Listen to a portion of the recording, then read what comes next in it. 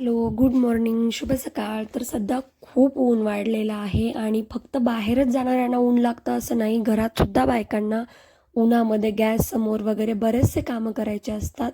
तर उन्हाळ्यामध्ये गृहिणी आणि उन्हाळा याचं काही समीकरण असतं. तर त्याचसाठी आपलं घर थंड ठेवण्यासाठी, आपली त्वचा, आपल्या त्वचेकडे लक्ष देण्यासाठी, आरोग्याची काळजी आणि किचनमधील कामांचे नियोजन कसं लावायचं. बरेच जण बाहेर जाण्यासाठी म्हणतात खूप ऊन आहे, पण घरी राहणाऱ्या गृहिणी बायका ज्या असतात त्यासुद्धा स्वतःकडे नीट लक्ष देत नाहीत. त्यामुळे उन्हाळ्यामुळे त्यांना सुद्धा टॅनचा किंवा गरमीचा खूप जास्त त्रास होतो.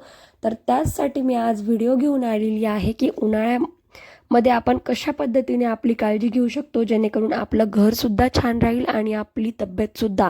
बाहेर पारा वाढत असताना किचनमधील शेगडीसमोर जर आपल्याला उभं राहून काम करायचं म्हटलं तर ते आपल्यासाठी खूप जास्त हार्ड असतं, पण योग्य नियोजन जर आपण केलं तर ते आपल्यासाठी आरोग्यदायी सुद्धा ठरू शकतो. तर गृहिणीसाठी कसे काम करायचे अशा मी काही टिप्स घेऊन आली आहे. तर त्यात पहिल्यांदा आपल्याला लावायचं आहे किचनमधील कामाचे नियोजन. तर आपण वेळेचं योग्य जर नियोजन लावलं तर आपल्याला किचनमध्ये कामाला सुद्धा जास्त प्रॉब्लेम येणार नाही.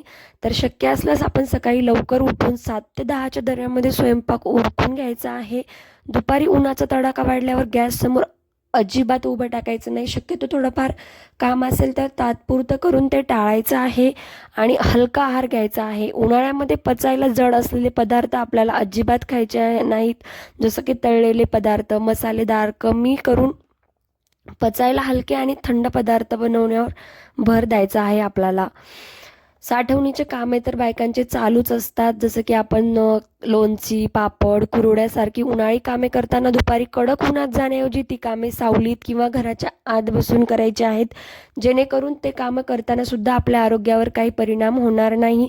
स्वतःची काळजी कशी घ्यायची आहे उन्हाळ्यामध्ये? नंबर 2चा प्रश्न आहे, ते म्हणजे हायड्रेशन. कुटुंबाची काळजी घेता घेता आपण अनेकदा स्वतःकडे दुर्लक्षच करतो. तर कुटुंबाची काळजी घेताना सुद्धा गृहिणीने अनेकदा स्वतः पाणी प्यायला न विसरता सोबत पाण्याची बाटली ठेवायची, लिंबू सरबत ठेवायचं आहे किंवा अधूनमधून जर आवडत असेल तर ताकसुद्धा शरीरासाठी खूप जास्त छान आहे. तर असं आपल्याला आपले शरीर हायड्रेशन ठेवायचं आहे. आणि नंतर हवं तर आपण सब्जासुद्धा पिऊ शकतो. पिण्याच्या माठामध्ये सब्जा टाकल्याने सुगंध आणि थंड पाणीसुद्धा राहतं किंवा वाळा टाकू शकतो. तसेच पाण्यात भिजलेला सब्जा घातल्याने शरीरातील उष्णतासुद्धा कमी होते. आहारामध्ये बदल म्हटलं तर आपण आहारामध्ये काकडी घेऊ शकतो, टरबूज, ताक आणि पालेभाज्याचा समावेश करू शकतो. घर थंड ठेवण्यासाठी काही उपाय आहेत. तर 3rd नंबरचा आपला पॉईंट आहे, तर घर थंड कसं ठेवायचं. तर आपल्याला सगळ्यात अगोदर नियोजन लावायचं आहे खिडक्यांचं. आपण काय करतो, खिडक्या ओपन ठेवतो किंवा आपली मुलं वगैरे, तर जो काही हवा असेल किंवा आळा म्हणतो आपण त्याला, तर डायरेक्टली घरात येतात आणि घर गरम होतं.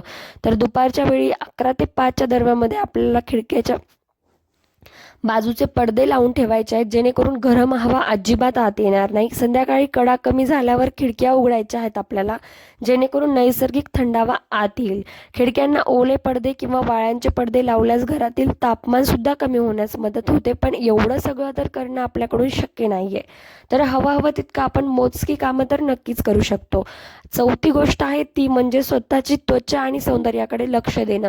आपण घरगुती बायका किंवा घरी राहणाऱ्या हाऊसवाईफ ज्या असतो ते फक्त टिफिन्स, घर, मुलं सांभाळणं या गोष्टीमध्ये एवढ्या गुंग होऊन जातो आणि उन्हाळ्यात सुद्धा घरातली वाळवणीची कामे म्हणा, घरातील बाकी गोष्टी, परत मुलांना थंड पाणी देणे, ताक बनवून देणे, मुलांना आईस्क्रीम्स वगैरे बनवणे, या सगळ्या गोष्टींमध्ये आपण स्वतःच्या सौंदर्याकडे, त्वचेकडे लक्ष द्यायला नेमकं विसरूनच जातो. तर त्यासाठी आपल्याला काय करायचं आहे, घरगुती फेसपॅक, स्वयंपाकघरातील साहित्याचा वापर करून आपल्याला त्वचेचा थोडासा टॅनिंग वगैरे कमी करता येतो का पाहायचं आहे.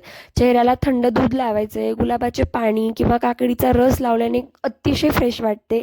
सुती कपडे घालायचे आहेत आपल्याला. घरकाम करताना शक्यतो सुती कपडे आणि फिकट रंगाचे सेल कपडे वापरायचे आहेत, जेणेकरून घाम शोषला जाईल आणि त्वचासुद्धा सुरक्षित राहील.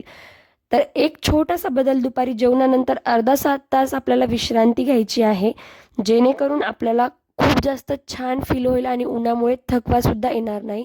तर एवढीशी 4 कामे जर आपण केली, 4 गोष्टीची जर आपण काळजी घेतली, तर हा उन्हाळा आपल्या आरोग्यासाठी अगदी हेल्पफुलसुद्धा ठरू शकतो आणि तुमचं स्किनसुद्धा टॅनिंग होणार नाही, तुम्हाला थकवासुद्धा जाणवणार नाही. एक जवळपास अर्धा तास आपण दुपारी जेवणानंतर आराम तर नक्कीच करू शकतो. अगदी आपण नॉनस्टॉप काम करतो असं सुद्धा नाहीये. तर गृहिणीने या छोट्या छोट्या गोष्टी आपल्या दररोजच्या कामामध्ये जर बदलल्या तर नक्कीच हा उन्हाळा त्यांच्यासाठी छान ठरेल. पण आपण आपल्याकडे दुर्लक्ष केलं तर त्याचा आपल्याला त्रास सुद्धा होईल. तर आय होप तुम्हाला माझी ही छोटीशी आजची इन्फॉर्मेशन नक्कीच आवडली असेल तर लाईक, कमेंट, शेअर आणि माझ्या चॅनलला सबस्क्राईब करायला विसरू नका. तुम्हाला आणखी अशाच नवनवीन छान टिप्स घेऊन मी येत जाईल. तुम्हाला या टिप्समध्ये जर काही कमी जास्त वाटलं असेल तर कमेंट करून नक्की कळवा. आणि तुम्हाला आणखी असे व्हिडिओ माझे पाहायला आवडत असेल तर ते सुद्धा कमेंट करून नक्की कळवा. तुम्हाला आणखी डेव्होशनल थिंग्स, डेली व्लॉग्स असं काही पाहायची इच्छा असेल तर एकदा माझ्या चॅनलला नक्की व्हिजिट करा. तुम्हाला माझे नवनवीन आणि सुंदर व्लॉग्स पाहायला मिळतील आणि त्यातून सुद्धा तुम्हाला बरंचसं काही पाहायला मिळेल. तर आय होप तुम्हाला हा व्हिडिओ खूप जास्त आवडला असेल तर लाईक, कमेंट, शेअर आणि भरपूर शेअर करा.